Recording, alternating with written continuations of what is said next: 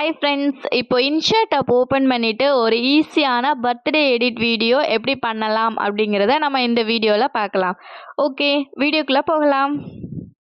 First InShot app open பண்ணிக்கலாம். Open பண்ணிவிட்டு மேலே இருக்கிற கைடில் போயிட்டு நான் வந்து ஒரு 9 இமேஜஸ் வந்து நான் செலக்ட் பண்ணிக்கிறேன்.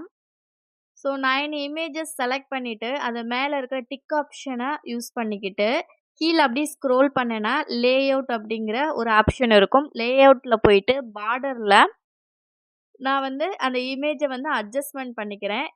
கீழே நெக்ஸ்ட்டு அட்ஜஸ்ட்மெண்ட்டில் போயிட்டு கொஞ்சம் ஒரு 33 வைக்கிறேன். நெக்ஸ்ட்டு சேச்சுரேஷனில் -14 வந்து நான் லெஸ் பண்ணுறேன். ஸோ லெஸ் பண்ணிவிட்டு நான் அதை எக்ஸ்போர்ட் பண்ணிடுறேன். நெக்ஸ்ட்டு இன்ஸ்டாகிராம் ஆப் ஓப்பன் பண்ணிவிட்டு அந்த பிளாங்க் ஆப்ஷனில் போயிட்டு 9:16 ரேஷியோ செலக்ட் பண்ணிக்கோங்க.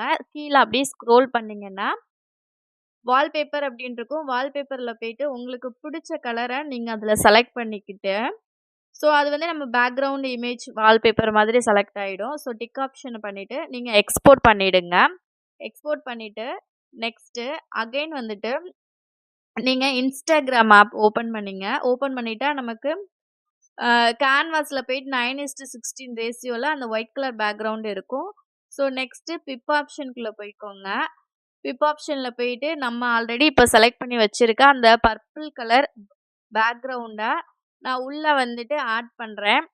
ஸோ அது பர்பிள் கலரும் பாதி ப்ளஸ் வந்துட்டு இந்த சைடு ஒயிட் கலர் இருக்கிற மாதிரி நான் செட் பண்ணிக்கிறேன். ஸோ செட் பண்ணதுக்கப்புறம் நெக்ஸ்ட்டு பிப் ஆப்ஷனில் போயிட்டு ஆல்ரெடி ஒரு 9 இமேஜஸ் வந்து நம்ம எடுத்திருந்தோம்ல. ஸோ அந்த இமேஜஸ் வந்து பார்த்தீங்கன்னா உள்ளே நான் ஆட் பண்ணுறேன். அதாவது எனக்கு அந்த ஒயிட் கலரில் ஃபுல்லாமே அந்த இமேஜஸ் வந்துட்டு ஃபுல்லாக வந்துட்டு அதை கவர் பண்ண மாதிரிக்கே நான் செட் பண்ணிக்கிறேன்.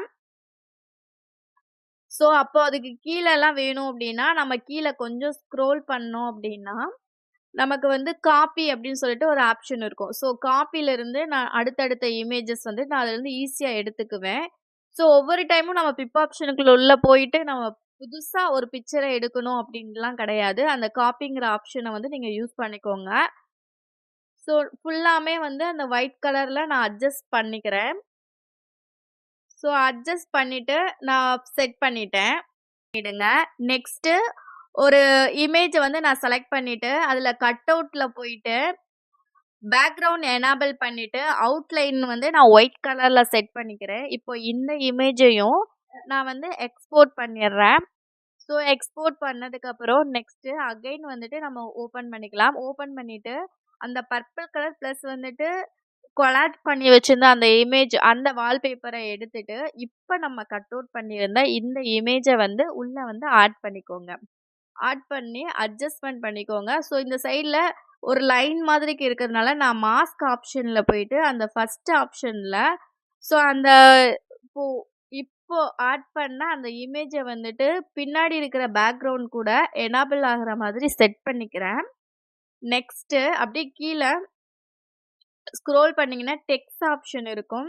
ஸோ பர்த்டே விஷஸ் வந்து நான் ஆல்ரெடி காப்பி பண்ணி வச்சுருந்தேன். ஸோ அதை வந்து நான் இப்போ பேஸ்ட் பண்ணிக்கிறேன்.